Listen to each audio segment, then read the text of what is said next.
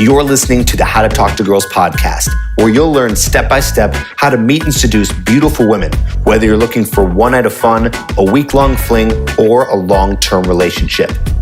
I'm your host, Trip, and the episode starts now. Hello and welcome to another episode of the How to Talk to Girls podcast. So good to have you back, and if it's your first time here, welcome. Welcome to the land of dating advice, relationship advice, sex advice, and everything in between, whether it's going to be me helping you or having experts come on as well. And today, we actually have one of those experts. His name is Destin Gerek. And, I've heard his name for a long time, and I had another person who was a guest on the show, Susan Bratton, say, you got to have Destin on. And I'm glad I did, because he is about to share with you some amazing stuff and really drop some knowledge bombs in terms of tapping into your inner masculinity. And this word gets thrown around a lot. I say this actually in the interview, how masculinity is really just a word that we don't always have a full definition of, right? You hear terms like toxic masculinity. You hear things like stepping into your masculine. You hear about maybe attraction with feminine and masculine and all this stuff. So there's a lot surrounding it. And what I wanted to do with Destin today, which we accomplished, is really trying to define what masculinity is, understanding it, understanding why it's important to you as a person as you're in your development, why it's important to attraction, why it's important for women, why it's important for so many different reasons. And this interview goes pretty deep, and Destin shares his own experiences in learning about masculinity, and then as a really great way of simplifying it to helping you understand. So I fully endorse the things that Destin has to say in this interview. Some stuff I've lightly touched upon before, and I have Destin here whose whole being is dedicated to these concepts. And like I said, been studying them and researching them and experimenting with them for so long. And you'll hear more about that. So without further ado, here is my interview with Destin Gerek from The Evolved Masculine.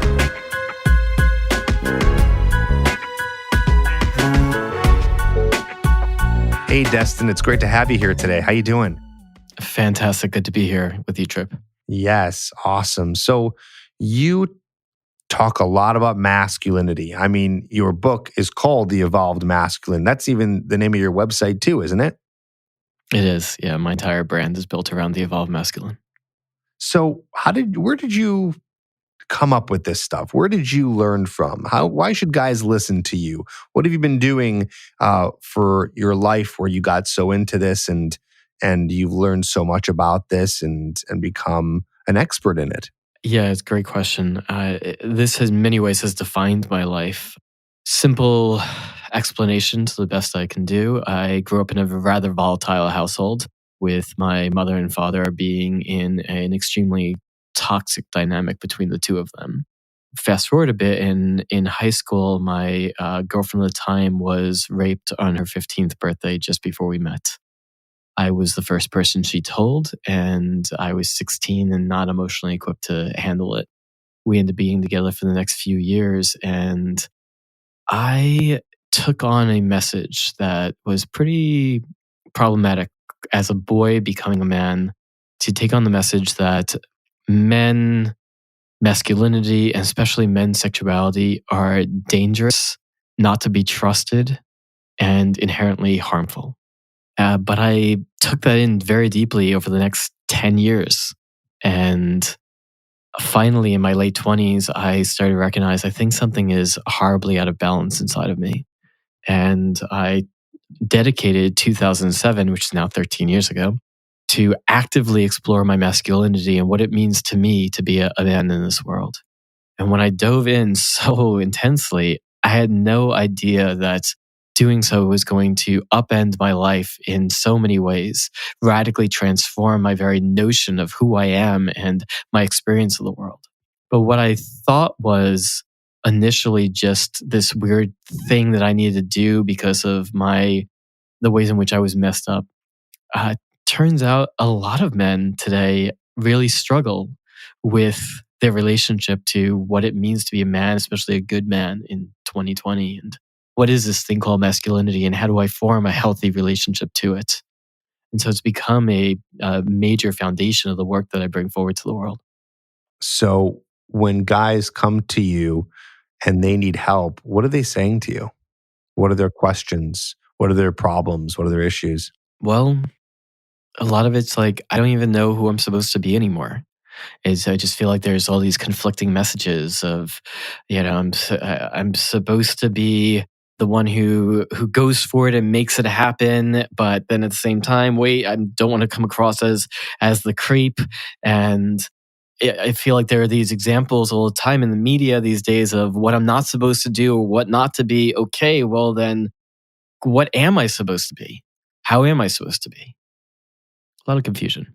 Yeah, no, there is. And I think there's also a lot of confusion where we hear, like you said, like, let's be assertive, let's man up, let's be men, let's take charge. But then we hear from some people, no, women like it when you're more vulnerable, which is putting men in their feminine position a little bit more. And so they're hearing, no, be soft, be vulnerable, don't be so hard. No, no, no, no, be hard. And it's just like there's a lot of confusion here. So you would say that you're trying to solve this confusion? Yeah, you could say that. To speak of what you just referenced, I think is the big problem that we see in our society right now is everything tends to be very black and white. It's either A or B, and men tend to end up fitting themselves into one of these boxes. And I think that what's being called forward right now, though, is a much more integrated version of masculinity, a much more integrated sense of what it is to be a man. That you can be strong, you can even be assertive, you can be very clear and go for what you want, and you can be connected to your emotions, your body, what you're feeling, and even your sensitivity. That they do not need to be in conflict with one another. So, how would you help a guy through this process? Well, it depends. First, I did identify where he falls on the spectrum. Is he more of a quote unquote man's man? Does he come more from that sense of our more traditional notions of what masculinity is supposed to be, and has spent most of his life trying to fit into that box?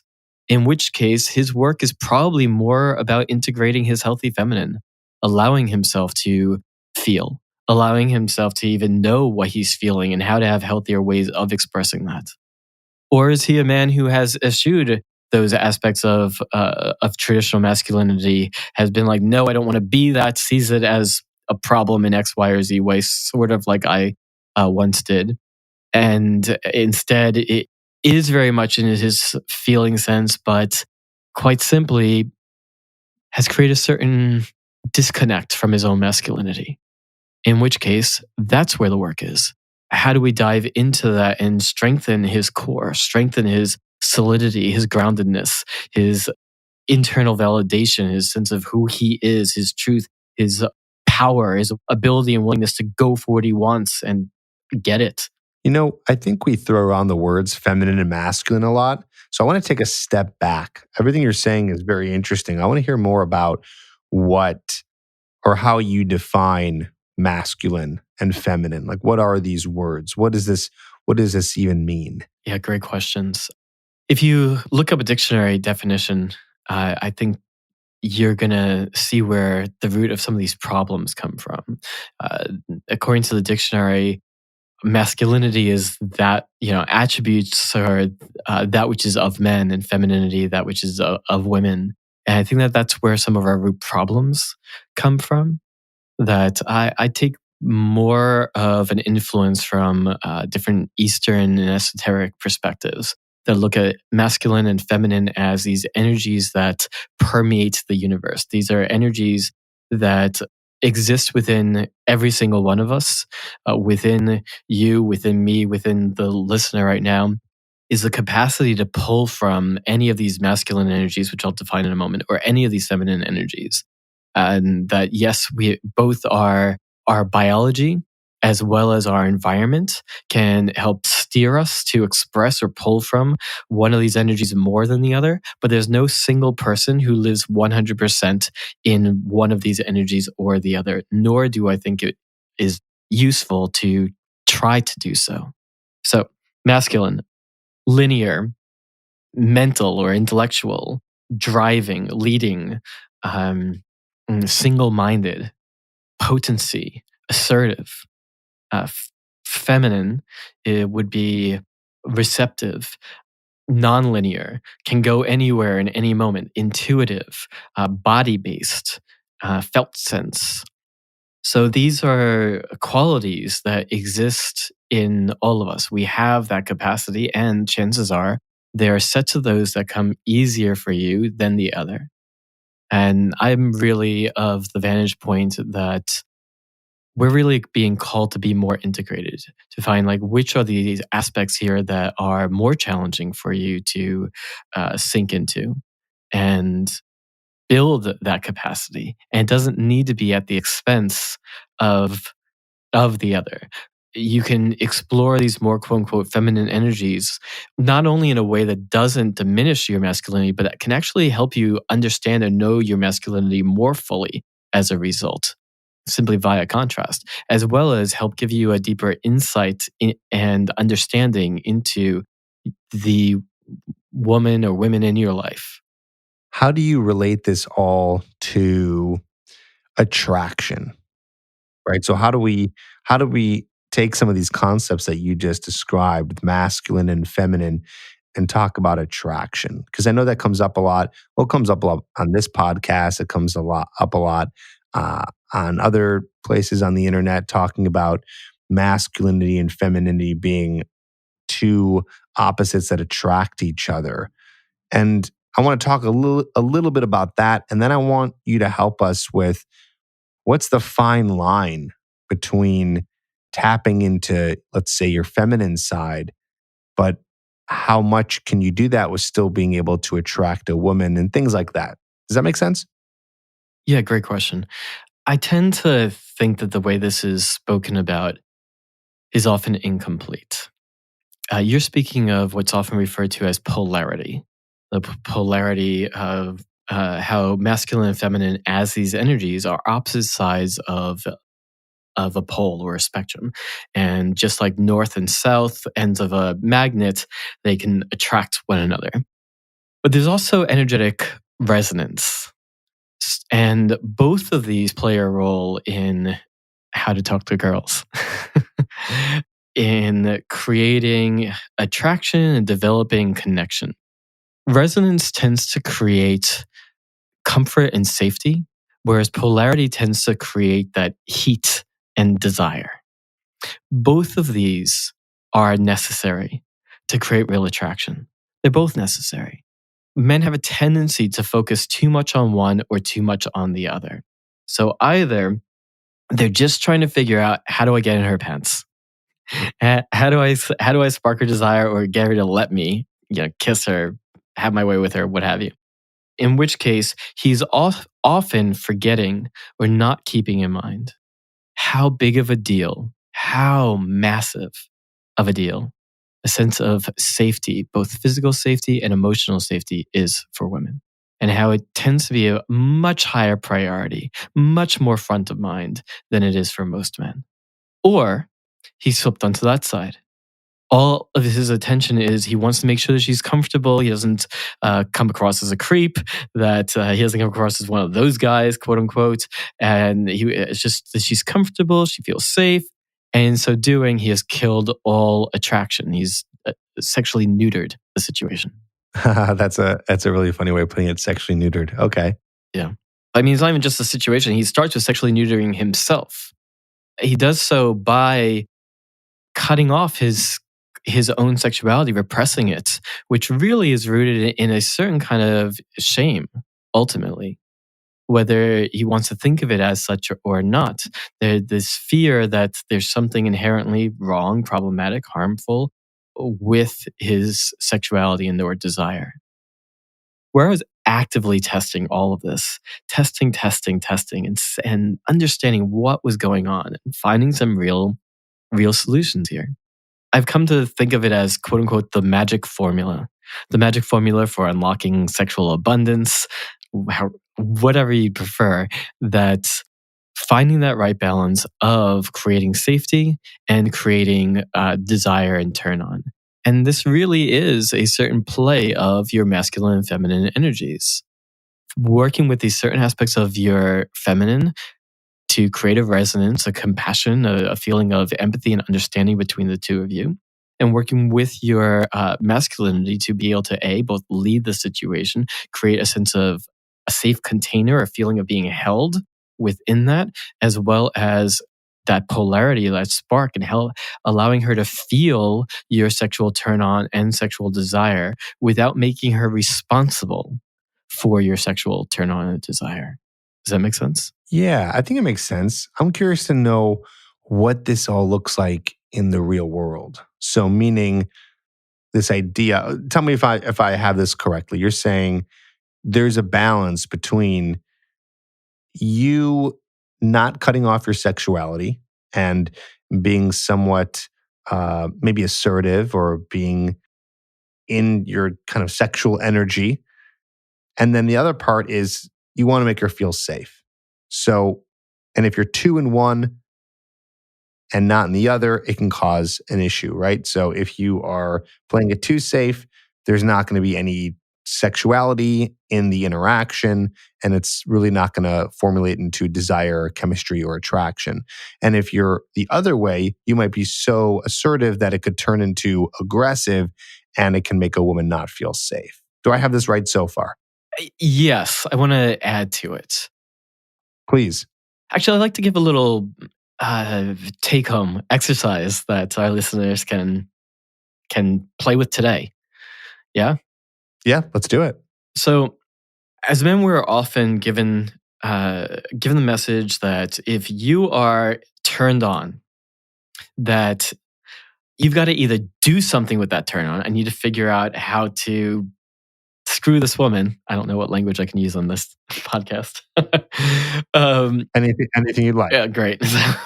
I'm turned on. I need to try to fuck this woman, or I'm a New Yorker at heart, or I need to go and whack one off and whack off and get this energy like out and done, or this is not okay, and I need to shut this down. I need to shut down this feeling.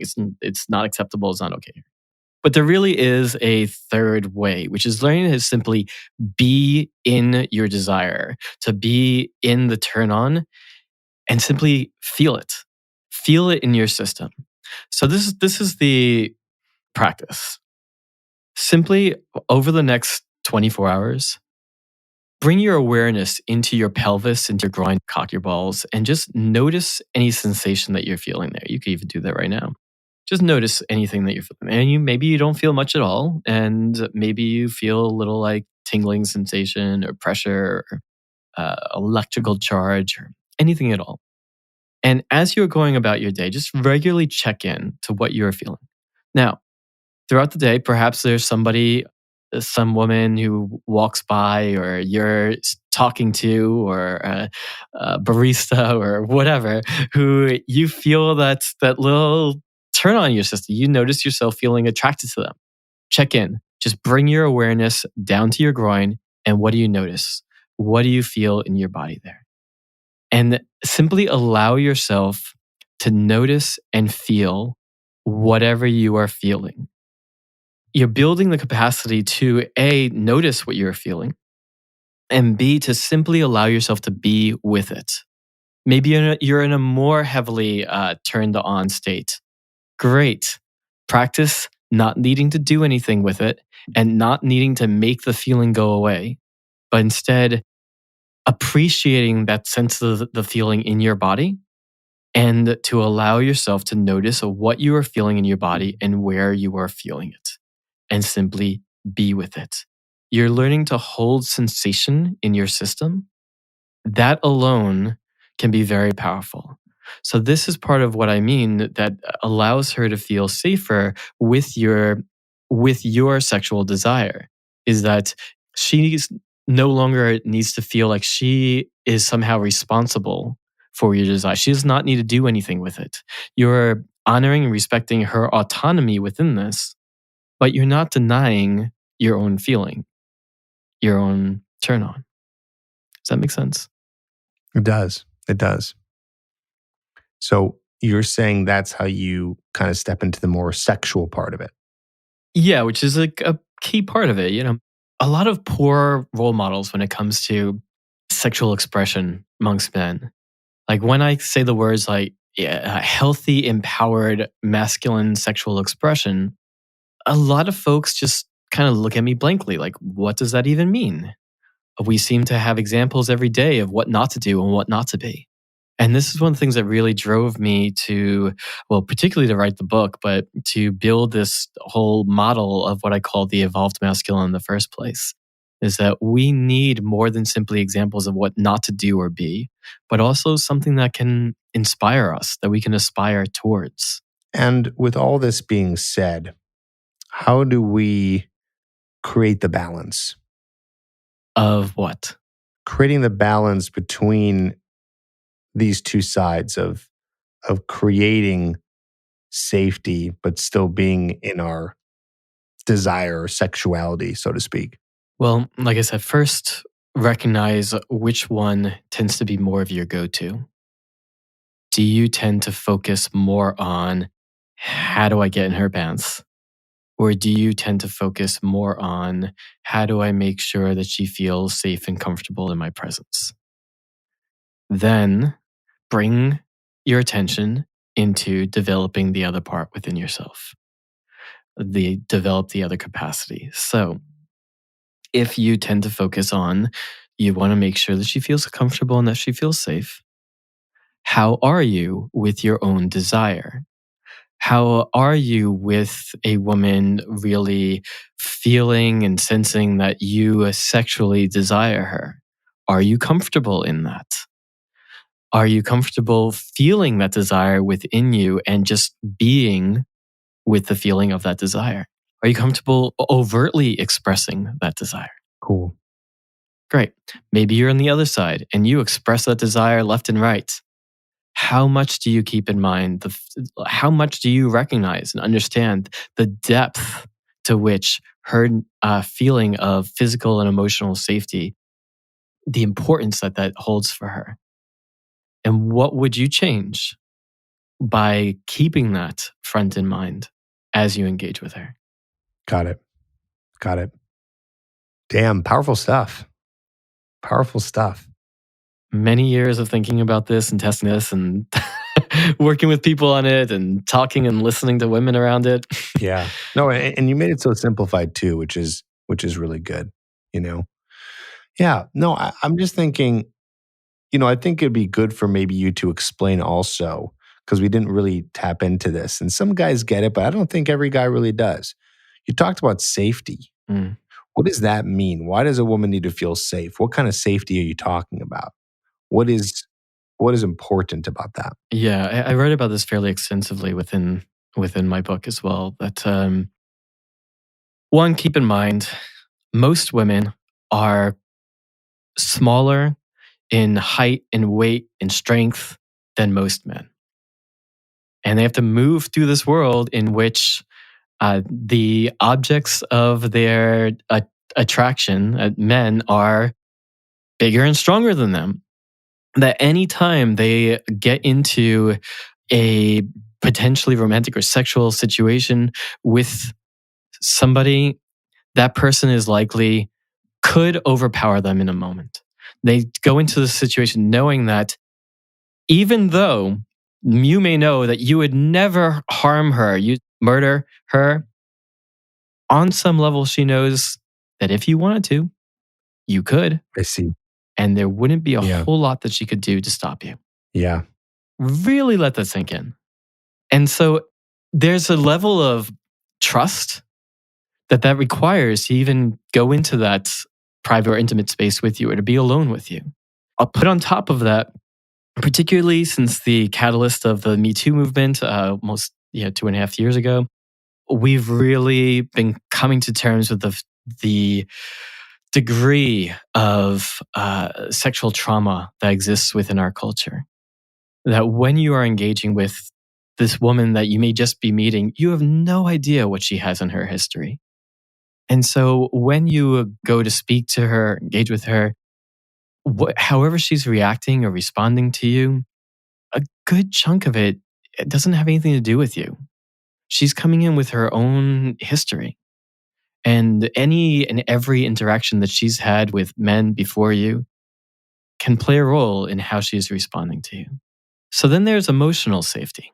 The emotional safety has to do with her heart. Does she feel like she's going to be seen and taken care of by you? This doesn't necessarily mean that because you are saying hello and or taking her to bed means that you now must marry and spend your life with her.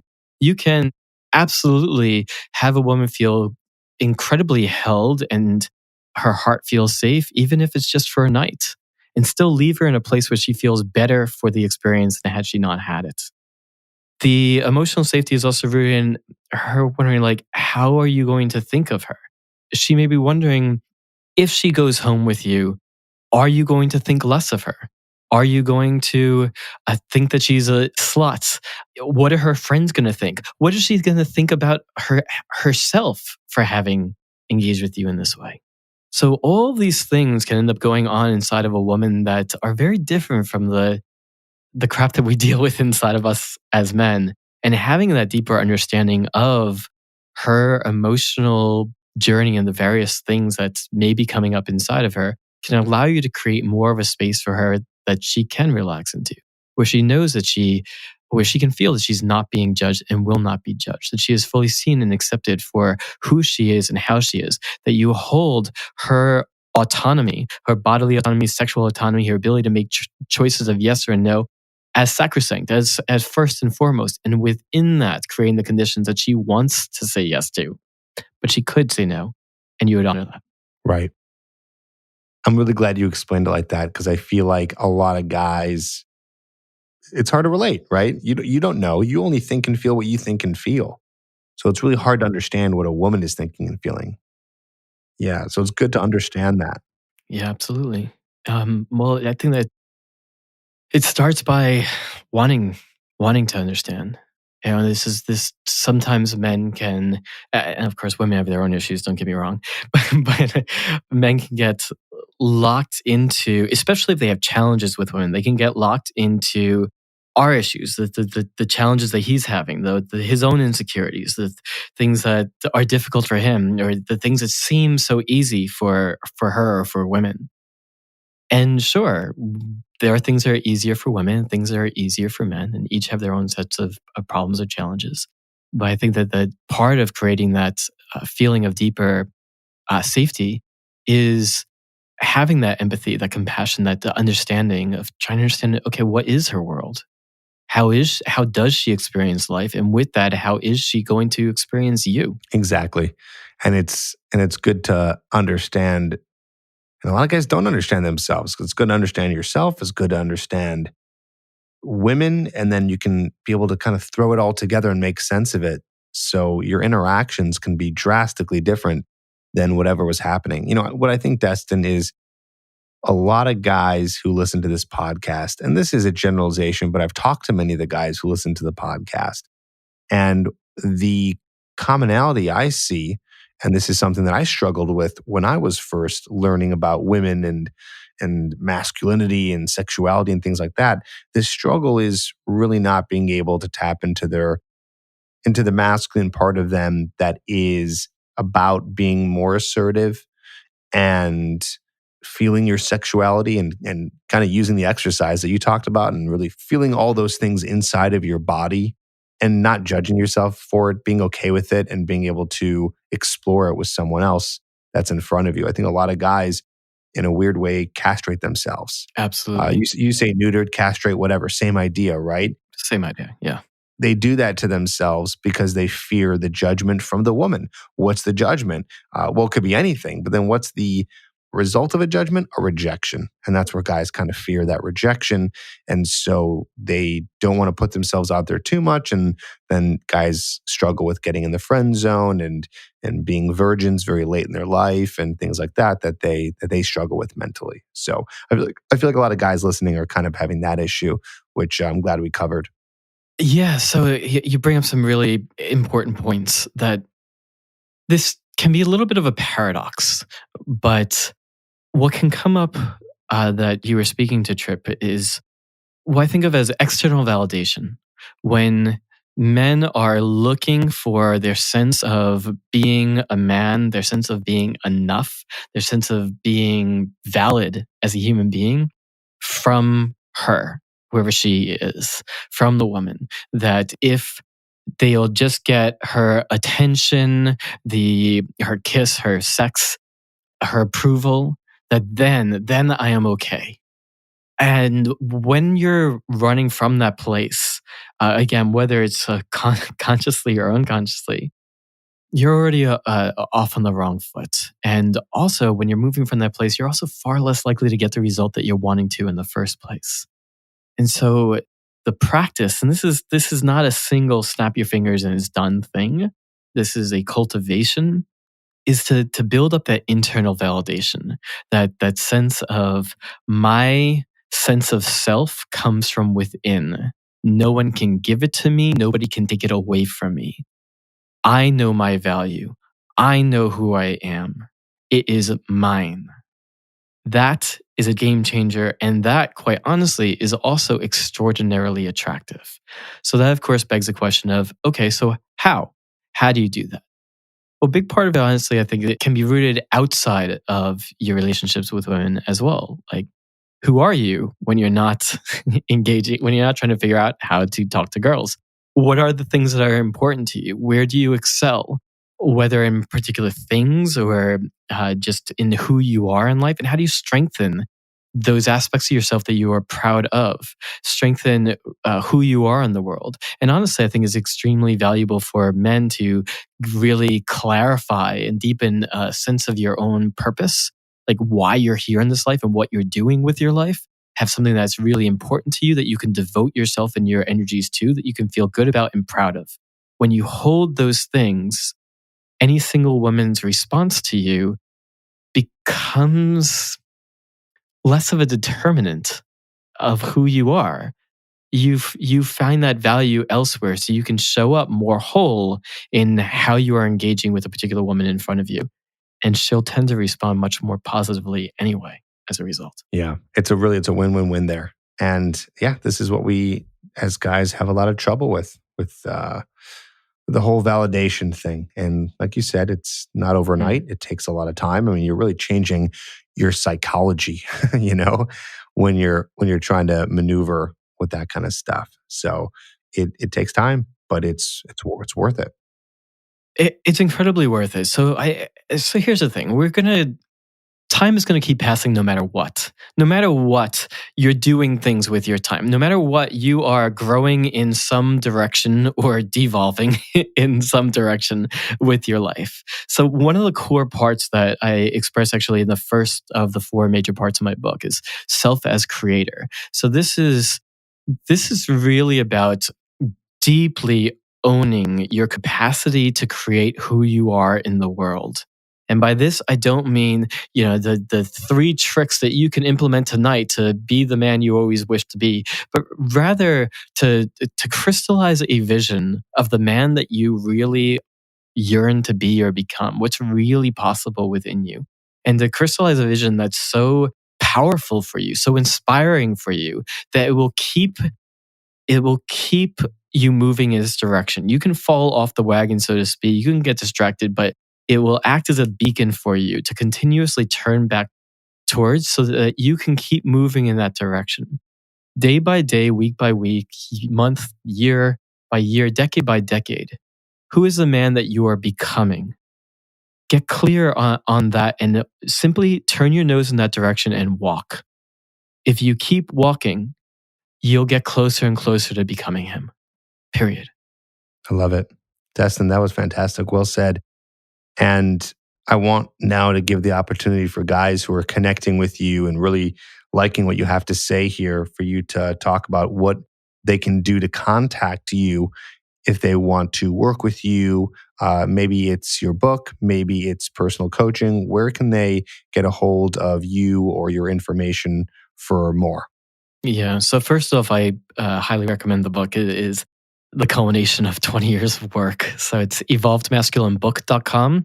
We'll give you much more info about the book itself. Or of course, you can just search Evolved Masculine on Amazon or check your local bookstore. You can find more about me at evolvedmasculine.com, or I'm on most social media, most active on Facebook and Instagram. And I've been building out this membership community, the Evolved Masculine community. That's really my place to scale this movement, which is really how I view it. Like that, we are in a time period where men are being introspective more so than I think they have in previous generations. Really looking at, okay, like what kind of man do I want to be? And honestly, my big challenge that I first held to myself and now I present to all of our listeners here is become the role model that you wished that you had. Become the role model you wished that you had. We need more positive, healthy role models of men in the world today. There are men, and particularly young men, who are actively looking and seeking, whether they're realizing it or not. And who would you be? And who would you have to become to be that role model that you wish that you had? Not only will it be in service to other men, and particularly younger men around you, but it will radically change you for the better as well. So you can check out and join our community at evolvedmasculine.com/membership, where you can join a set of men who are just as committed, who are committed to being the best men they can be, to actively explore their masculinity, their sexuality, their relationships with women, to be an unconditional mutual support of one another, and to challenge each other to be the best men that we can be. Awesome. Awesome. Sounds good. Well, Destin, thank you so much for sharing your wisdom with us today. Thanks for being here. And guys, check him out when you have the chance. And I'll put those links in the show notes. Thanks so much, Destin.